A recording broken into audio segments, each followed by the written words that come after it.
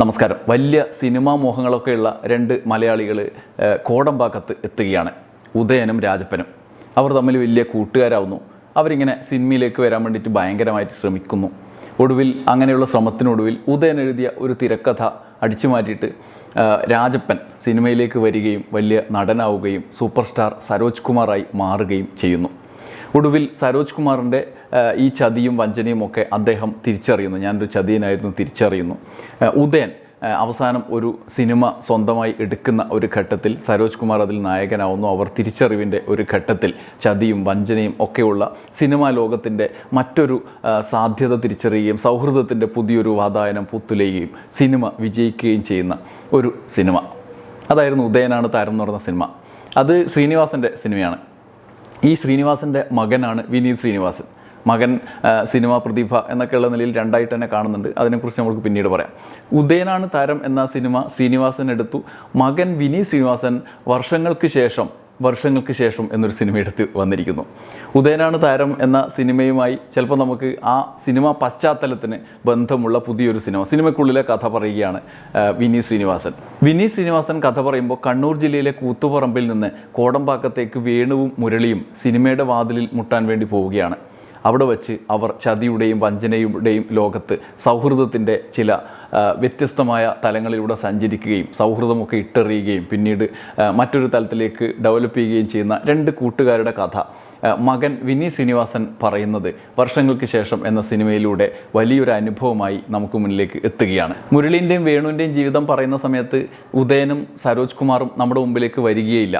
കാരണം രണ്ട് തലമുറയുടെ പ്രതിനിധികൾ ഒരേ സാഹചര്യങ്ങളെ കാണുന്ന കാഴ്ചയാണ് ഉദയനാണ് താരവും വർഷങ്ങൾക്ക് ശേഷവും തമ്മിലുള്ള വ്യത്യാസം. വിനീത് ശ്രീനിവാസൻ്റെ ഉദയനാണ് താരമാണ് വർഷങ്ങൾക്ക് ശേഷം. ശ്രീനിവാസൻ്റെ ഉദയനാണ് താരമാണ്. അങ്ങനെ ഒരു വ്യത്യാസം ഈ സിനിമയ്ക്കുണ്ട്. ലോകത്താകെ പലപ്പോഴും ലോഹിതദാസ് സ്ഥിരമായി പറയുന്ന ഒരു കാര്യമുണ്ട്. ലോകത്തിലാകെ കുറച്ച് 1000-ൽ താഴെ കഥാബീജങ്ങളേ ഉള്ളൂ.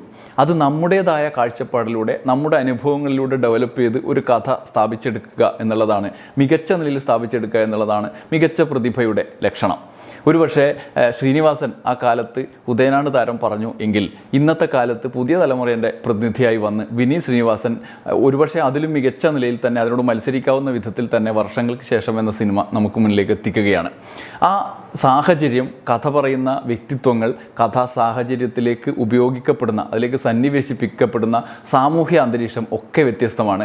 പുതിയ തലമുറയുടെ കാഴ്ചയാണ് വിനീത് ശ്രീനിവാസൻ വർഷങ്ങൾക്ക് ശേഷം എന്ന സിനിമയിലേക്ക് ഉൾച്ചേർക്കുന്നത്. പക്ഷേ സാധാരണ മനുഷ്യരുടെ, ഞാൻ തുടക്കത്തിൽ പറഞ്ഞ പോലെ കൂത്തുപറമ്പിൽ നിന്ന് പോകുന്ന രണ്ട് പേരുടെ ജീവിത പശ്ചാത്തലം, അതിനുശേഷം അവിടെ എത്തിയതിന് ശേഷമുള്ള അവരുടെ വ്യത്യസ്തമായ സമീപനങ്ങൾ. ഒരാൾ സംഗീതജ്ഞനാണ്, ഒരാൾ സംവിധായകനും തിരക്കഥാകൃത്തും ഒക്കെയാണ്. കഥയൊന്നും പറയുന്നില്ല, കഥ പറയാനൊന്നുമില്ല, ഇങ്ങനെയാണ് കഥ. പക്ഷേ അതിൻ്റെ ട്രീറ്റ്മെൻറ്റിലൂടെയാണ് വിനീത് ശ്രീനിവാസൻ അത് ഗംഭീരമായി അവതരിപ്പിക്കുന്നത്. വിനീതിൻ്റെ പൊതുവെയുള്ളൊരു സ്വഭാവമുണ്ട്. നമ്മളെ ഈ പല ആളുകൾ ഇങ്ങനെ ആവർത്തനം കണ്ട് മരവിച്ചു, ക്ലീഷേ എന്നൊക്കെ പറയുന്ന, എത്ര ആവർത്തിച്ചാലും നമുക്ക് വലിയ ബുദ്ധിമുട്ടൊന്നും തോന്നാതെ തന്നെ ആസ്വദിക്കാൻ കഴിയുന്ന ചില രംഗങ്ങളൊക്കെ ഉണ്ടാവും. അദ്ദേഹത്തിൻ്റെ സിനിമകളിലൊക്കെ അങ്ങനെ ഉണ്ടാവും. പക്ഷേ ഓരോ മനുഷ്യൻ്റെയും ജീവിതത്തോട് ബന്ധിപ്പിക്കാവുന്ന ഒരു വൈകാരിക സാഹചര്യം അദ്ദേഹത്തിൻ്റെ സിനിമകളിൽ ഉണ്ടാവാറുണ്ട്. പ്രത്യേകിച്ചും നാട്ടുംപുറത്തെ ജീവിതമൊക്കെ വരുമ്പം അതിന് ആസ്വദിക്കുന്നതിന് നാട്ടുംപുറത്തുകാരനാണോ നഗരവാസിയാണോ എന്നുള്ള വ്യത്യാസമൊന്നും ഉണ്ടാവില്ല.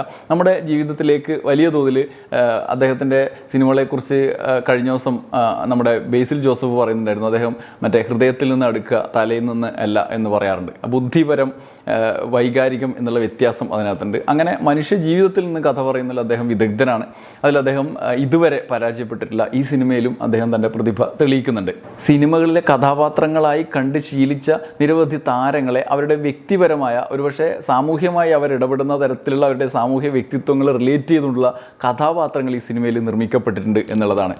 പല ആളുകളും, ഇപ്പോൾ വിനീത് ആയിക്കോട്ടെ, ധ്യാൻ ശ്രീനിവാസൻ ആയിക്കോട്ടെ, പ്രണവ് മോഹൻലാൽ ആയിക്കോട്ടെ, അജു വർഗീസും നിവിൻ പോളിയും വരെയുള്ള എല്ലാവരും, അദ്ദേഹത്തിൻ്റെ മലർവാടി ആർട്സ് ക്ലബ്ബ് മുതൽ ഈ വിനീത് ശ്രീനിവാസൻ്റെ ഒപ്പം സിനിമകളുമായി സഹകരിക്കുന്ന നടന്മാരൊക്കെ ഈ സിനിമയിലും സഹകരിക്കുന്നു എന്നുള്ളതിനപ്പുറത്ത് ആ നടന്മാർക്ക് കൊടുത്ത ക്യാരക്ടറുകളെ ഇങ്ങനെ സിനിമേതരമായ തരത്തിൽ നമ്മളെ ആസ്വദിപ്പിക്കാവുന്ന പല കാര്യങ്ങളും റിലേറ്റ് ചെയ്യിച്ച് ആണ് അവതരിപ്പിക്കുന്നത്. അതുകൊണ്ട് നമുക്ക് ഭയങ്കരമായിട്ട് അത് രസിക്കും എന്നുള്ളത് ഒരു പ്രത്യേകതയാണ്. ഉദാഹരണത്തിന് ഒരാളെ അവതരിപ്പിക്കുമ്പോൾ ആ ആളുടെ മറ്റു തരത്തിലുള്ള, ഇപ്പോൾ പ്രണവ് മോഹൻലാൽ ആണെങ്കിൽ പ്രണവ് മോഹൻലാൽ ഈ സിനിമയിൽ ഇങ്ങനെ എന്തെങ്കിലും വിജയം കൈവരിച്ച് നിൽക്കുന്ന സമയത്ത് പെട്ടെന്ന് ചില ആളുകളൊക്കെ ഉണ്ട് മറ്റൊരാളെക്കുറിച്ച് കുറ്റം പറയും.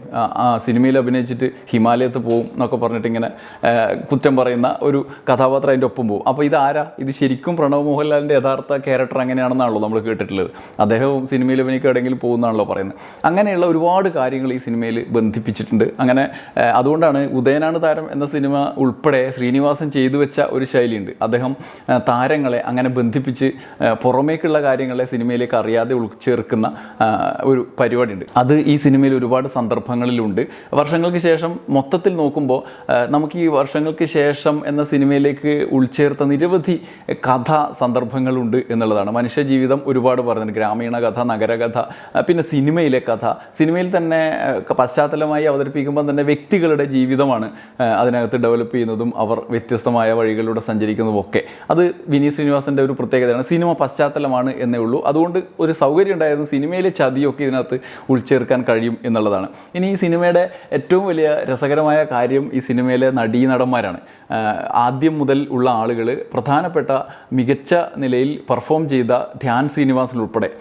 ധ്യാൻ ശ്രീനിവാസൻ ഒരുപാട് സിനിമകളിൽ അഭിനയിച്ചിട്ടുണ്ട്. ചില സിനിമകളിലൊക്കെ അദ്ദേഹത്തിൻ്റെ പെർഫോമൻസ് നമുക്ക് വല്ലാതെ ഇഷ്ടപ്പെടും. ഇപ്പോൾ പ്രകാശം പരക്കട്ടെ എന്ന സിനിമയിലെ സാധാരണ ഒരു കഥാപാത്രം, അതോടൊപ്പം തന്നെ ഉടലിലാണ് എനിക്ക് അദ്ദേഹത്തെ ഭയങ്കരമായിട്ട് ആ ഭീതിയൊക്കെയുള്ള കാമുകൻ ജാരൻ്റെ കഥാപാത്രത്തെ ഗംഭീരമായിട്ട് അദ്ദേഹം അവതരിപ്പിച്ചത്. നിരവധി സിനിമകൾ ഒരുപാടുണ്ട്, എല്ലാമൊന്നും ഞാൻ കണ്ടിട്ടില്ല. മിക്കവാറും അദ്ദേഹം തന്നെ പറയുന്ന പോലെ ആഴ്ചക്കാഴ്ചക്ക് പടം ചെയ്ത് റിലീസ് ചെയ്യുന്ന ഒരാളാണല്ലോ അദ്ദേഹം. ഒരുവിധം പടങ്ങളിലൊക്കെ അദ്ദേഹത്തിൻ്റെ പെർഫോമൻസ് മോശമാവാറില്ല എന്നുള്ളതാണ് പ്രധാനപ്പെട്ട കാര്യം. ആ ഘട്ടത്തിൽ നിന്ന് അദ്ദേഹം ഉയരുകയാണ് വർഷങ്ങൾക്ക് ശേഷം എന്ന് പറഞ്ഞ സിനിമയിലെ കഥാപാത്രത്തിലൂടെ. പ്രൊമോഷൻ സമയത്തൊക്കെ ഇവർ പറഞ്ഞുകൊണ്ടിരുന്ന പോലെ തന്നെ ധ്യാൻ ശ്രീനിവാസൻ്റെ വ്യത്യസ്തമായ കാലയളവ് ഈ സിനിമയിൽ കാണിക്കുന്നുണ്ട്. അതിലേറ്റവും നന്നായി അദ്ദേഹം പെർഫോം ചെയ്തത് പ്രായമായതിനു ശേഷമുള്ള ജീവിതത്തെയാണ്. ആ കഥാപാത്രം ഈ സിനിമയിൽ ഭംഗിയാക്കി അവതരിപ്പിച്ചുകൊണ്ട് ധ്യാൻ ശ്രീനിവാസൻ അഭിനേതാവ് എന്നുള്ള നിലയിൽ അടുത്ത തലത്തിലേക്ക് പോവുകയാണ്. യഥാർത്ഥത്തിൽ ധ്യാൻ ശ്രീനിവാസനാണ് ഈ സിനിമയിലെ പ്രധാന കഥാപാത്രം, നായകൻ എന്നൊക്കെ പറയുന്നത് പോലുള്ള പ്രധാനപ്പെട്ട കഥാപാത്രം. അദ്ദേഹത്തിൻ്റെ അഭിനയ മികവ് ഒരുപക്ഷെ ഈ സിനിമയെ ഒന്ന് ഉയർത്തിയിട്ടുണ്ട്. ധ്യാൻ ശ്രീനിവാസൻ്റെ കേവലമായ ഇൻ്റർവ്യൂവിലൊക്കെ നമ്മൾ കാണുന്നതിനപ്പുറത്തുള്ള ഒരു അഭിനേതാവ് എന്നുള്ള നിലയിൽ അദ്ദേഹം പെർഫോം ചെയ്യുന്നതിനൊപ്പം ഈ സിനിമ ഒന്ന് ഉയർന്നിട്ടുണ്ട് എന്നുള്ളതാണ്. ആ സിനിമയ്ക്കും ഇത് ഇദ്ദേഹത്തിൻ്റെ സാന്നിധ്യം ഗുണം ചെയ്തു എന്നുള്ളതാണ്. പിന്നെ ഈ സിനിമയിൽ പ്രണവ് മോഹൻലാലാണ്.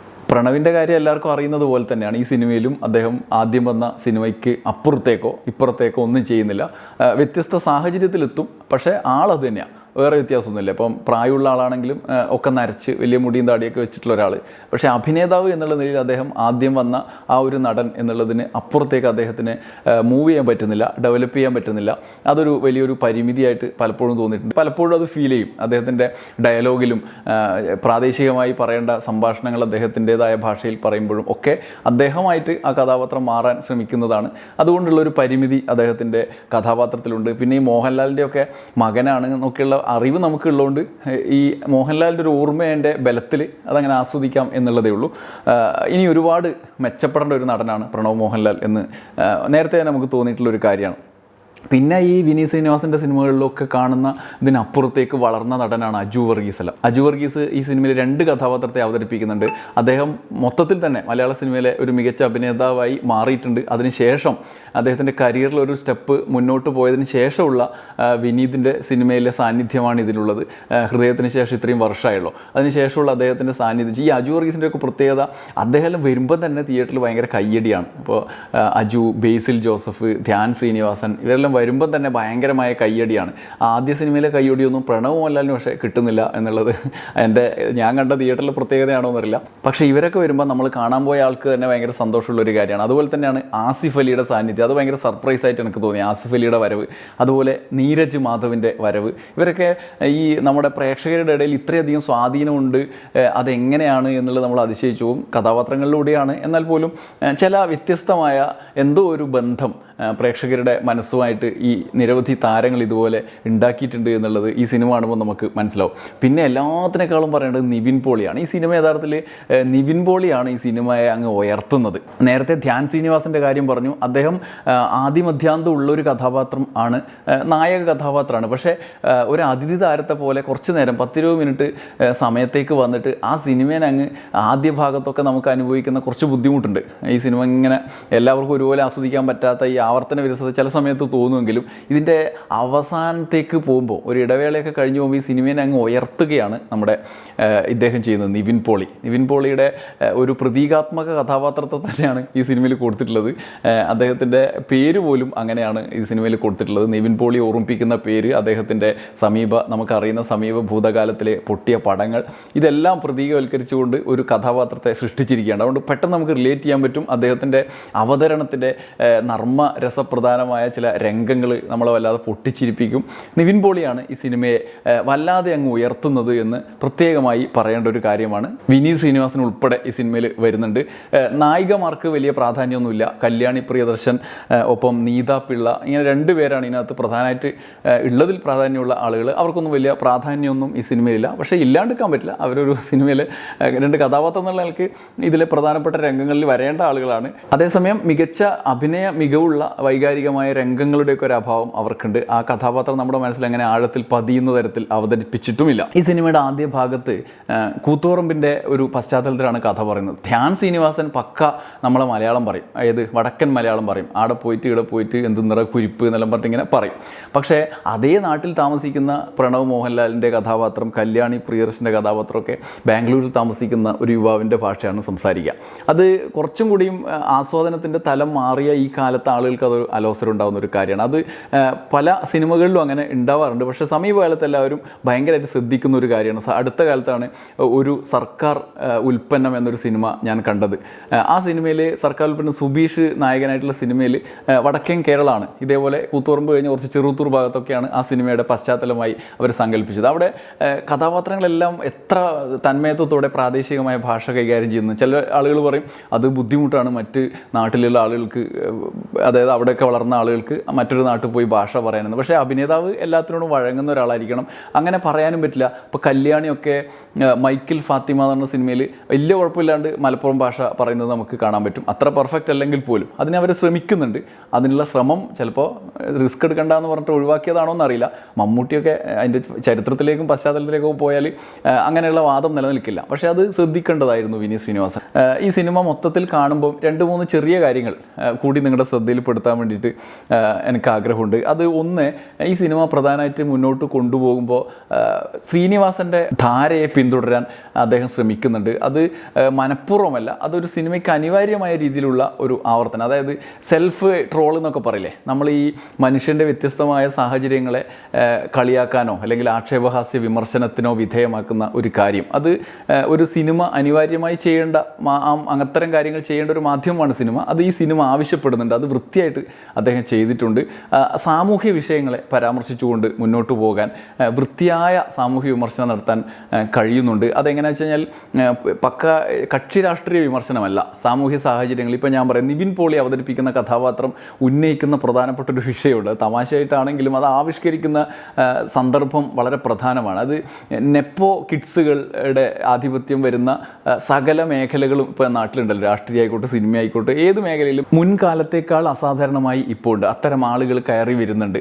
അത് പലപ്പോഴും നമ്മൾ പറയാറുള്ള, ഇപ്പോൾ രാഷ്ട്രീയത്തിലൊക്കെ പലപ്പോഴും അതൊരു പ്രശ്നമായി മാറുന്നത് കഴിവില്ലാത്ത ആളുകൾ അച്ഛൻ്റെയും അമ്മയുടെയൊക്കെ പേരിൽ കയറി വരുന്നു എന്നുള്ളൊരു വിമർശനമാണ്. അത് പലപ്പോഴും സിനിമകളിൽ തന്നെ, ഇപ്പോൾ പല സിനിമകളിൽ ലൂസിഫർ പോലുള്ള സിനിമകളൊക്കെ പ്രത്യേകമായി എടുത്തു പറഞ്ഞിട്ടുണ്ട്. രഞ്ജി പണിക്കറിൻ്റെ ഒക്കെ സിനിമകളിൽ അതുണ്ട്. മക്കളെ രാഷ്ട്രീയത്തിൽ കൊണ്ടുവരും, അവർക്ക് ഒരു കഴിവും ഉണ്ടാവില്ല, അവർ കയറിപ്പോൾ. അത് രാഷ്ട്രീയത്തിലൊരു യാഥാർത്ഥ്യമാണ്. രാഷ്ട്രീയത്തിൽ എന്നല്ല, പലയിടത്തെയും യാഥാർത്ഥ്യമാണ്. അതേസമയം ചില ഉന്നതങ്ങളിലേക്ക് എത്തുന്ന ആളുകൾ, പ്രതിഭ ആവശ്യമുള്ള പലയിടത്തും ആദ്യഘട്ടത്തിലെ ഈ പിന്തുണയ്ക്കപ്പുറത്ത് സ്വന്തം പ്രതിഭ കൊണ്ട് കയറി വരുന്ന ആളുകളും ഉണ്ട്. ഇപ്പോൾ പൃഥ്വിരാജ് കഴിഞ്ഞ ദിവസം ആടുജീവിതത്തിന് ശേഷമുള്ള ഒരു ഇൻ്റർവ്യൂവിൽ പറഞ്ഞിട്ടുണ്ട്, എൻ്റെ ആദ്യ സിനിമ സംഭവിച്ചത് എൻ്റെ അച്ഛൻ്റെയും അമ്മയുടെയും ബലത്തിലാണ്. എനിക്ക് ഭയങ്കര എളുപ്പമായിരുന്നു. ഒരുപക്ഷെ വേറൊരാൾക്ക് അങ്ങനെ എളുപ്പത്തിൽ കയറി വരാൻ പറ്റില്ല. പക്ഷേ രണ്ടാമത്തെ സിനിമ മുതൽ ഞാൻ ഫൈറ്റ് ചെയ്യേണ്ടി വന്നിട്ടുണ്ട്. പിന്നീട് ഇന്ന് വരെ എനിക്ക് ആ ഒരു ആനുകൂല്യം ഒരിടത്തും കിട്ടിയിട്ടില്ല എന്ന്. അതൊരു യാഥാർത്ഥ്യമാണ്. അദ്ദേഹത്തെ പോലുള്ള ആളുകൾ മലയാള സിനിമയിൽ മുൻനിരയിൽ നിൽക്കുന്ന, ഇപ്പോൾ ഫഹദ് ഫാസിനെയൊക്കെ പോലെയുള്ള, ദുൽഖർ സൽമാനെയൊക്കെ പോലെയുള്ള ആളുകൾ അങ്ങനെ തന്നെയാണ്. ആദ്യഘട്ടത്തിൽ ഈ സഹായം, പിന്നീട് സ്വന്തം പരിശ്രമം എന്നുള്ള വഴി വെട്ടിത്തെളിക്കാനുള്ള ശ്രമം അവർ നടത്തേണ്ടതുണ്ട്. ഈ സിനിമ നെപ്പോട്ടിസം എന്ന് പറയുന്ന ആ ഒരു വിഷയത്തെ വിഷയത്തെ വളരെ ഗൗരവത്തിൽ തന്നെ അഭിസംബോധന ചെയ്യുന്നുണ്ട്. അത് നിവിൻ പോളിയുടെ കഥാപാത്രമാണ് ആ സിനിമയിലെ ആ വിഷയത്തെ കൈകാര്യം ചെയ്യുന്ന കഥാപാത്രം. ഞാൻ എൻ്റെ വിശദാംശത്തിലേക്ക് പോകുന്നില്ല, നിങ്ങൾ ആസ്വദിക്കുന്നതിന് തടസ്സമാവേണ്ട. പക്ഷേ ഭയങ്കര രസമായിട്ട് നിവിൻ പോളി ആ ഒരു ഏരിയ നമ്മളങ്ങനെ ചിരിപ്പിക്കുക എന്നുള്ളതിനപ്പുറത്ത് അദ്ദേഹം അതൊരു വേറൊരാളായി മാറുകയാണ് നേരം. നിവിൻ പോളിയുടെ ഞാൻ നേരത്തെ പറഞ്ഞ പോലെ പല സിനിമകൾ സമീപകാലത്ത് പൊട്ടിപ്പോയിട്ടുണ്ട്. പക്ഷേ നിവിൻ പോളി ഒരു ഗംഭീര നടനാണ്.